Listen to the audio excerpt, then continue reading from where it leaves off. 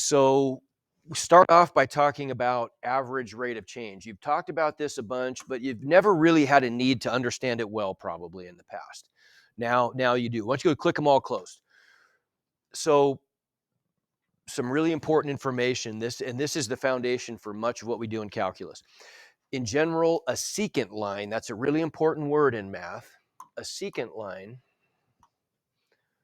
is a line that locally intersects a function in two places, graph of a function in two places. Now, it might incidentally intersect the function in other places too. Like, what if this function curved up and then curved back down? Then it intersects over here, but that's not what we're worried about.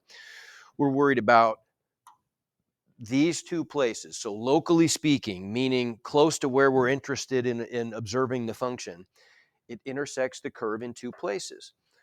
Okay, so then if that's the case, what does this represent? See if you can tell me, what does the slope of that secant line represent? It's an average rate of change. Yeah, we want to know how much did the function change relative to how much the input variable changed. So how much did the function change over a specific interval divided by the length of that interval? Okay, what's that look like then? Well, if we're trying to calculate an a slope of this line, look, we've got 2 points here, right? So this picture is really what says it all. I mean, I really want you to think in terms of these pictures. If when you think of a secant line, you always think of a curve and a line intersecting the curve in two places, as long as we carefully name those points of intersection, and there's a reason we name them what we do, which will become clear to you in a second, you can always go back and say, okay, well, yeah, that's just, I can calculate rise over run from a slope triangle. That's easy to do. That's an average rate of change, right? That's what a slope means for a function, is an average rate of change. Okay, so what are the two places? Well, we're going to look at some x value and the corresponding y value, which is just f of x, right? So we've got this one green point that's x, f of x. We're going to scoot to the right by some amount that we're just going to call delta x. And remember, delta just means change in math, right? So we're going to start at x. We've got this change in x. And so we end up at a new place where the x coordinate would be x plus delta x. In fact, let's write those in. So here's x. And over here is x plus delta x, right? Well, what's the corresponding y value for this x value? Whatever the function spits out when we input that x value, right? So the y value would just be f of x plus delta x, right? No big deal, right? Give me 1 to 5 on that. Is that all making sense? Okay. Questions? Now is when you can ask a clarifying question. Let me say it again, and then see if you can think of a question, right? We're just trying to come up with the slope of this line, right? So we need to know the coordinates of two places so we can calculate that slope. We're not talking about specific values of x here. We're trying to be very general. So the first point is x, whatever input we choose. X could be a variable. So this point is just x, f of x. X, I could choose x to be 3, and then this would be 3 f of 3. Okay, those would give, and I don't even know what this function is, right? It hasn't been defined for me. Whatever it is, I could input that value into the function that I have though, right? We're being completely general here, as we always want to do in math. If we argue something completely generally, then we can always focus in and get more specific. The danger in math is if you start specific, it's tough to generalize, right? So we want to be as general as we can, and we can become specific when we need to, okay? So we've got this x value, the output is f of x. Now we want to scoot over and create a second point. How far do we scoot to the right? Well, whatever the run is going to be. That delta x just means run, doesn't it? Slope is rise over run. Whatever we choose our run to be, how much are we going to change x? I don't know, we'll call it delta x, be very general. Could be anything. Maybe we're scooting to the right by 2, maybe it's by 1,000, maybe it's by 1,000,000th, okay? We don't know, but it's just delta x for now. Well, if we're scooting to the right by some run of delta x, that just makes our new x value x plus delta x, right? And so the corresponding point is just x plus delta x, comma, f of x plus delta x. And if I calculate rise over run, that's all I'm doing, right? The slope of a line is just delta y over delta x, rise over run. What's my delta y? Just going to be my final y coordinate minus my initial y coordinate. So f of x plus delta x minus f of x. What's my run? Delta x. Okay. So we've come up then with a very general formula for any secant line, right?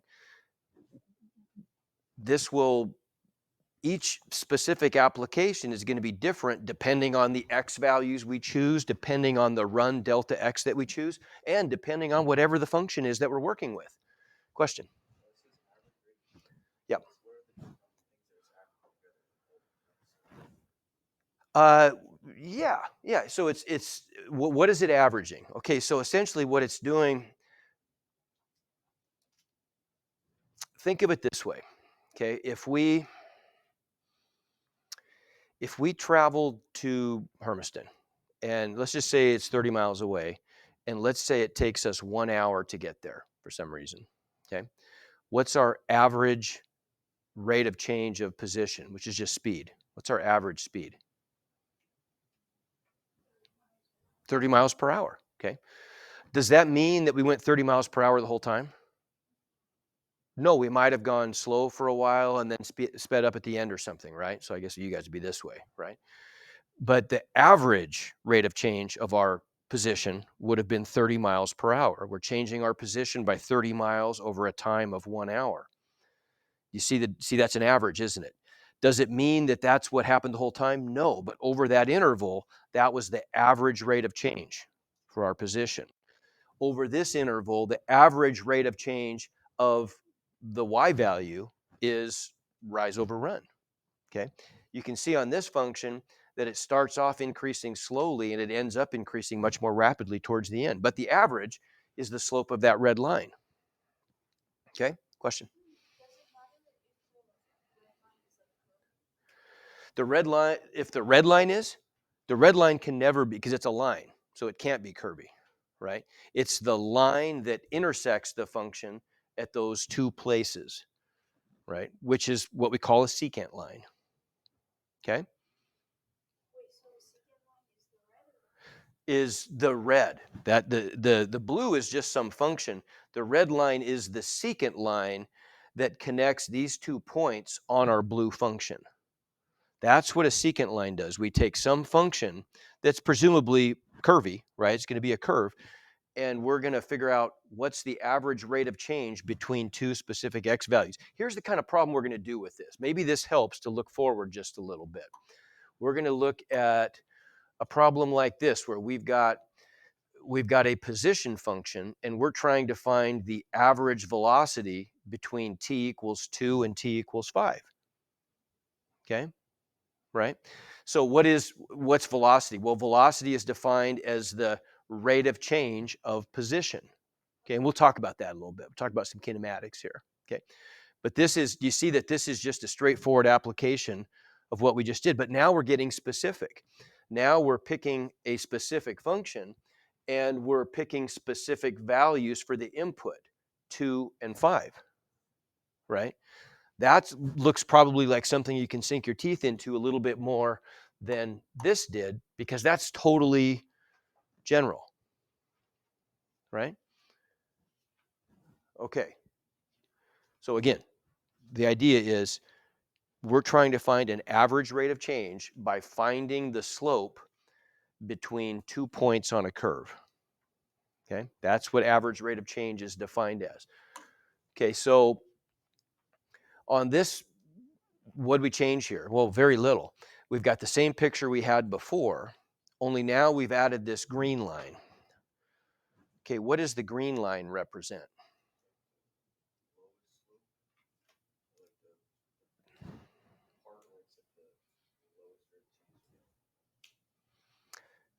It's okay, but it does something different than the red line does, right? The red line is meant to represent, It's a secant line, and it's meant to represent the average rate of change over an interval. Okay. Yeah, so look at that green line. It's a different kind of line. It's not a secant line, is it? Right? How many places does the green line intersect the curve? In one place, locally. Now, it could be if this curve turns around up here, maybe it intersects it someplace else, but that's incidental. It's only intersecting it at one place that we're concerned with, and that is that special point right there. Do you know what we call that green line? What do we call a line like that that only intersects something in one, in this case, it's a curve. In the past, it might have been a geometric shape that you were looking at. It's a tangent line, right? Where it only intersects the graph, we'll just say, intersects the graph in one place. And the important thing is not just that it intersects in one place, but that if I were to zoom in on that point of intersection, as the curvature disappears, as I zoom in more and more and more, the blue line or the blue curve and the green line should become indistinguishable, right? Do you understand? Does it make sense if I say I'm zooming in on a curve? What happens to the curvature if I keep zooming in on something? Okay, it flattens out, doesn't it? Right? The curvature flattens out. Like we live on I'm assuming we have no flat earthers in here, right? We live on a spherical planet. So you know, hard to tell that that's the case though. If you go stand out in a wheat field on a helix or something, right? It looks pretty flat. However, if you were to zoom out a whole bunch, what does that mean physically? If you were to go away from the Earth a long ways, that means you're zooming out in this case, not zooming in. You should expect the curvature to start to increase as you zoom out, right? If you're on the moon, you can block out the Earth with your thumb.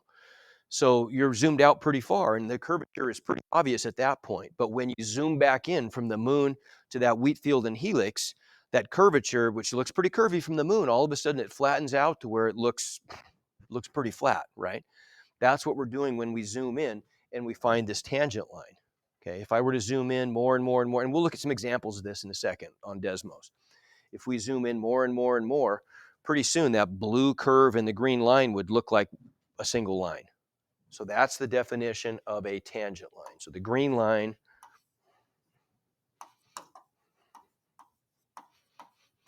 is a tangent line. All right, so where did I put, how did I organize this here? Where did I put my, okay, I guess I included some kinematic stuff here, and I wasn't really ready to do that. I didn't catch that, but let me just define a really quick, I want to define a relationship. How many people are in physics? Only one person's in physics in here? Oh wow, that's rare. Usually it's a whole bunch. So you're in physics right now? Did anybody take physics last year? So you guys aren't in physics. Crazy. Okay. Gotcha. Okay. So, well, this will be new to you then. So one of the great ways to understand calculus is to apply it to some physics stuff. And in this case, we're talking about kinematics, which is just the study of motion. Okay, we're not going to go into anything more complicated than that. But if we just focus on some kinematic quantities, let me just define a couple things for you.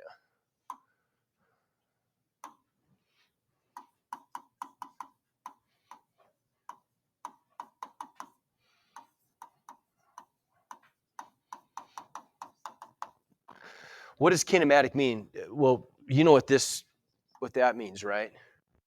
Like if you're studying kinesiology, what would you be studying? Study of motion, right? Of motion in the body, right? So that's what my dad was a professor of physiology and kinesiology and anatomy. So he taught a lot of kinesiology. Had a lot of that had to do with, was specifically focused on like exercise physiology, where you're looking at the way the body executes movements and things, right? So that means motion, and then this means study of or measurement of, right? So this is this is just our scientific way of describing motion in physics. So we say that position, we're just gonna, if we don't get through, this is probably important to talk about. If you guys aren't in physics, I want you guys to know a little bit of this, because you'll probably take physics in college, and so you'll want to be aware of some of this stuff. So position is literally that. It's a way to define a point in space, right? we can define a point on a line very easily. A line is only one dimensional. So if I'm talking about one dimensional kinematics, I'm just talking about really simply just motion along a line. That's easy to define. I define some place as 0. We'll call this, the positive x direction and the negative x direction. And I would just like position on a line. This is what one-dimensional kinematics looks like. It's pretty boring. Let's say right the middle of the board is, we're going to call that 0. And right now my position would be -1 meter. Now it's 0. Now it's +2 meters. Big deal. Okay. We could add multiple dimensions to that though. We could put an x and y axes on the board, and an ant could be crawling around on the board. And we could define that ant's position as an ordered pair, an x and a y value, for example, right? Okay, it's a little more difficult to do with 3 dimensions, but still it works the same way. If we're going to say, let's just say that this is the x-axis that we're going to define, that's the y-axis, and the z-axis is the axis that just comes straight out of the board. So relative to that origin, which would have the coordinates 0, 0, 0, it's an ordered triple now. We have an x coordinate, a y coordinate, and a z coordinate. I could pick any point in space like that one right there, and I could define that point with 3 numbers, an x value, a y value, and a z value, right? It'd be like saying I'm going to go -10, +15, and +17, and I'm right there. That's an ordered triple, okay?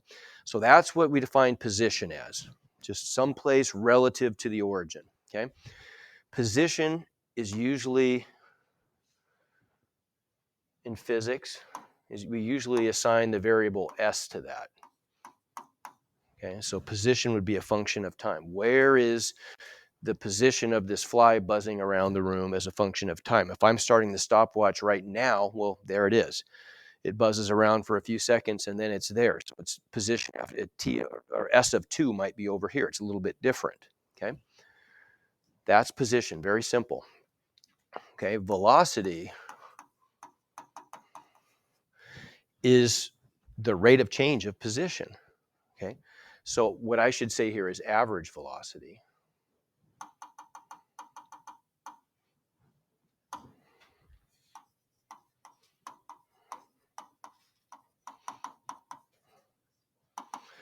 is just going to be the slope of a secant line of a graph of position. That's all it is, just the rate of change of position relative to time. So it would be something like this. It's going to be s of t plus delta t minus s of t over delta t. The change in the position divided by the change in the time. So, oops, I don't want to put that up there. You don't know what that means. So change in position over change in time. Okay.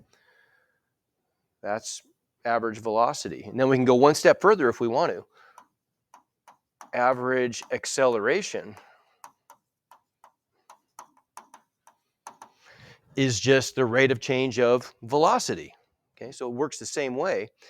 It would just be v of t plus delta t minus v of t over delta t. But we're really probably for now, we'll expand our discussion later, but for now we're really just probably interested in that stuff right there. Okay. Okay, so questions? I don't really know why it's s. You could, like, if it was motion along a line, you could call it x. You call it x of t if you wanted to. But I don't know, because we don't usually want to use, like, if it was vertical motion, say I was threw a ball up in the air and caught it, well, then we're looking at change in only the y direction. So I could call it delta y. I could call the position, vertical position is just y there if I want to. You don't have to call it s, but s is just a little more general. Usually we use s, I guess, because it's not x or y or z, some combination of those things. Okay. I don't mean to bog you down with a bunch of physics here, but I want to give you just a basic understanding, because it makes understanding the calculus relationships, it gives you something to use as an example. Okay. Questions? I just need a little feedback. Give me 1 to 5 on this stuff right here. Is that, I mean, you get the concepts? I mean, okay. And that's all we need is just the concepts. It's not like we're gonna be jumping into tons and tons of physics right away here. Okay, so then what about something like this? So what have we done here? Let's just make this really simple motion. Let's just make it motion along a line. So here's, what does this function do right here? Well, this function is telling us where is the position of this ant that's walking on a string up here. That's all this is, motion along a line. It's giving us that ant's position as a function of time. I should be able to plug in any value of t, and this position function is going to output where the position of that ant is on the line relative to a little piece of tape that I put right at 0. That's our starting place, let's say. Okay. So we want to know what's the average velocity of the ant, we want a particle, it's an ant, right? Between t equals 2 and t equals 5 seconds. Okay, well, we can do that. That's no big deal. We're just going to do what's the final position minus the initial position divided by the final time minus the initial time. It's just delta S over delta T, right? Okay. Well, what is the final position? I don't know. We plug 5 in and see. If I plug t equals 5 into that position function, I get something. I don't even know, just whatever that number is, some output number, minus what's the position at time 2? I don't know. Plug 2 in and see. Plug 2 into the function, and we're going to get some value. Now, whoops, I need to fix something. That shouldn't be there, should it? That is S of 2. In fact, let's do this. This whole thing right here is S of 5, and this whole thing right there is S of 2. Yes? Say it again. It's just some random position function I made up. Yeah. Where did that come from? Say it again. No, that's quadratic. It's got squares in it, right? It's linear motion, but what's that mean? Like it means that position is not changing smoothly, right? It's changing in some weird pattern that's given to us by this position function. Okay. We're going to come back. It's awkward to talk about this right now because we don't know very much about calculus yet, but we'll be able to come back to this even by the end of the week, and you guys will be like, oh man, I know, now I get, like, not only will we know what the position function is, you guys will be able to calculate what the velocity function is, which tells me the speed of the ant, what direction the ant is moving, and how fast is he moving for any value of time. And you'll be able to calculate what's the acceleration of the ant at any time based on that original position function. That probably sounds mysterious right now, but it'll be super easy for you in like 4 or 5 days. It won't be a big deal. Okay, but for now, we're just, it's probably still a little bit unclear. On the bottom, well, 5 seconds minus 2 seconds is 3 seconds. That's just delta t, right? That's how long this time interval is that we're using to calculate the average velocity. And if I do all the math, I guess this S of 5 evidently is 17 halves if I did my math right when I made this. And S of 2 is 1. So 17 halves minus 1 gives me 15 halves, divided by 3 gives me an overall value of 5 halves. So evidently that is the average velocity measured in whatever, I don't know what we're seconds and, I don't know, centimeters or something. So the average velocity is 2.5 centimeters per second for that ant who is walking along a string with this position function. That's the function that describes the ant's position for any value of t. If we calculate from t equals 2 to t equals 5, the average speed of that ant is 2.5 centimeters per second. Okay? That makes sense? Okay, give me 1 to 5 on that. Is that all making sense? Now let's look at this. Okay, we're getting there. Let's look at this with a graph because that really helps.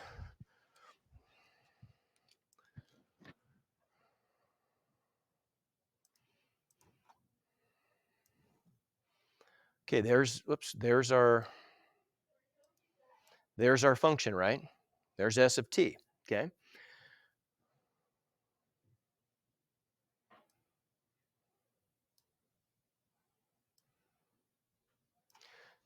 So let's turn off the,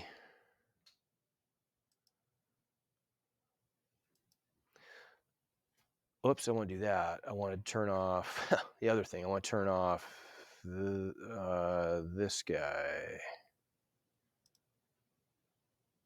This guy. Okay, there's the original position function. Okay, that's the nth position as a function of time. If I want to know what the nth position is at 4, well, I just plug 4 into the function and I find out the nth position. It looks like it's 5. Okay, at t equals 4, the position is positive 5. Okay, if I want to know what the average rate of change is between 2 and 5, well, there's an input value of 2, there's an output value of 5, so 2 seconds and 5 seconds. I just want to find the slope of the secant line connecting those 2 points. That's it, right? And there is my secant line. Anybody see that? Okay, now what happens if I decided to change? Let's say we start at t equals 2 seconds, but we want to change the time interval over which we're calculating this average. Okay, well, I could move it over to t equals 6, and it changed the secant line a little bit, didn't it? Okay, it changed the slope. The slope now became 3 instead of 5/2, instead of 2.5. Okay? All right, we'll come back to this. Yes, question? Okay, that's the question. That's the question, right? Secant lines are pre-calculus, okay? What a great question, because that's the next slide. How could you find the instantaneous velocity of the particle at t equals 2? And what would that look like? Okay, instantaneous velocity means that would be like if the ant were driving a little car along that piece of string and he looked at the speedometer, right? That's telling him instantaneously how fast is he going.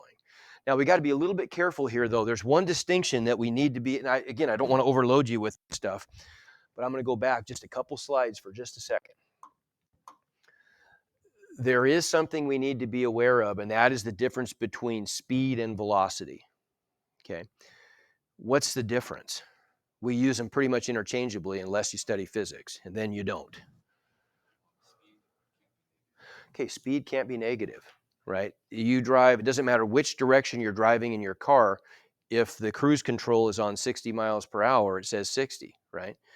Velocity is a vector quantity. There's 2 different kinds of quantities we deal with in physics. Scalar quantities.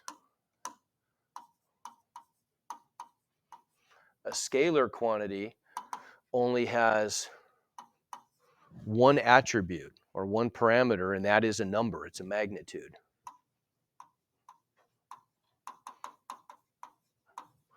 Now, a vector is more complex. A vector has 2 parts. It has a magnitude. Just think number, right? A magnitude is something that you measure. So if you're driving along the road in your car, the speed is a scalar quantity because the only thing you need to know to describe the speed is what's the number on your speedometer. If it says 60 miles per hour, then your speed is 60, right? A vector has a magnitude and a direction.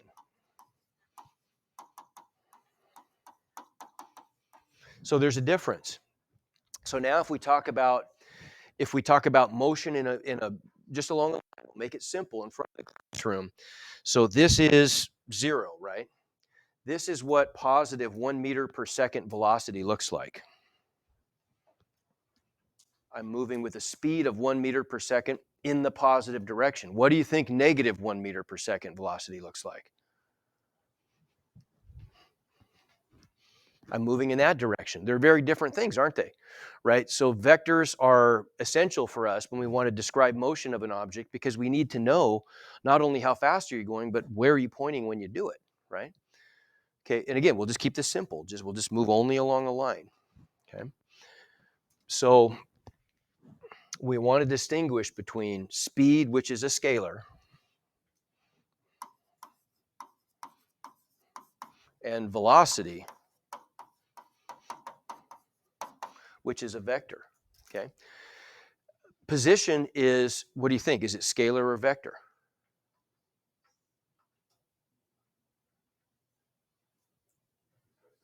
It's got to be vector, right? Because if I have there has to be a difference between, if this is 0, this is a different position than this one is, isn't it? My distance from my starting point in both cases is 1, but now I'm 1 away in the positive direction, and now I'm 1 away from my starting position in the negative direction, right? So position is also a vector quantity. We have to be able to assign negative values to it, okay? Okay, real quick, and again, we'll come back to all this stuff. So you're not expected to leave here thinking, man, I understand kinematics. We're wrapping 3 weeks of physics into 10 minutes. So this is a lot of stuff. Distance would be a scalar quantity, because this is distance. If I walk out here 1 and I walk back here 2, what's the distance that I traveled? 3, right? I went 1 and then I came back 2, right? What's my displacement? That's my change in position. I started here and I ended here. -1, right? Displacement doesn't take into account how far I went. Distance doesn't take into account where I ended up, right? They each have their purposes.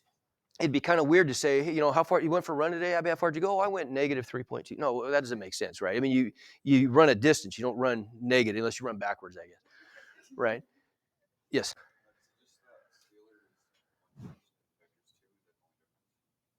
Well, it's not really dimensions. It's just that it's a measurement.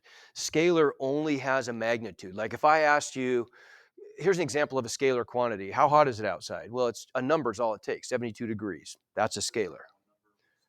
Well, vector has a number and a direction, okay? See, there's a difference. So an example would be like position, right? Like my position is -1 here, right? Because the number is 1, the direction is negative. Okay, see what I'm saying? My distance is 1 here or here. The distance from my starting position is 1. All I need is, but that's not specific enough for me, right? If I'm traveling and if my speed, in both of these cases, my speed is 1 meter per second, 1 meter per second. I'm getting my steps in up here, right? So but my velocity is +1 that way and -1 this way, okay?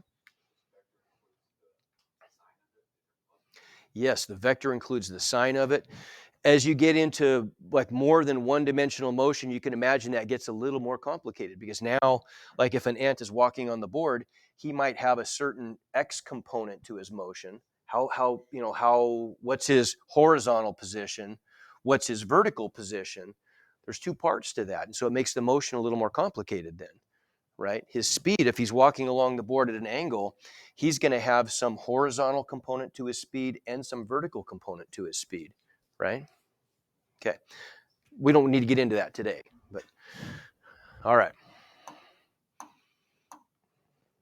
So, how in the world could we find instantaneous velocity, and what does it look like? Well, let's just look at a picture to represent this, first of all.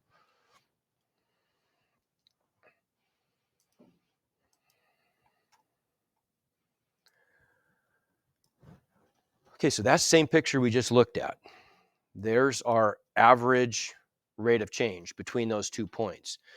Instantaneous rate of change, what's that going to look like? Not a secant line, but instead a tangent line. Exactly. So it's going to look like this. The purple line represents the instantaneous rate of change of the function when x equals 2 specifically. An average rate of change needs 2x values. We have an average between 2 and 6, but we have an instantaneous rate of change at 2 specifically. And look what happens if I zoom in on this thing. Whoops. Oh, I don't want to do that. Hang on, darn it. Got to go back. If I zoom in on this thing right there, look what happens. Like we said, if I zoom in far enough, oops, I'm going the wrong way. Got to catch that thing in the middle. At that point right there, I've zoomed in far enough that you can't tell the difference between the purple tangent line and the red curve. Everybody see that? And so in a sense, what we've done here is that tangent line is actually giving us, and I have to use air quotes because it seems like such a weird concept, it gives us the slope of the curve. Well, how can a curve have slope? That's how. When we talk about the slope of a curve, what we're really talking about is the slope of a tangent to that curve at a point.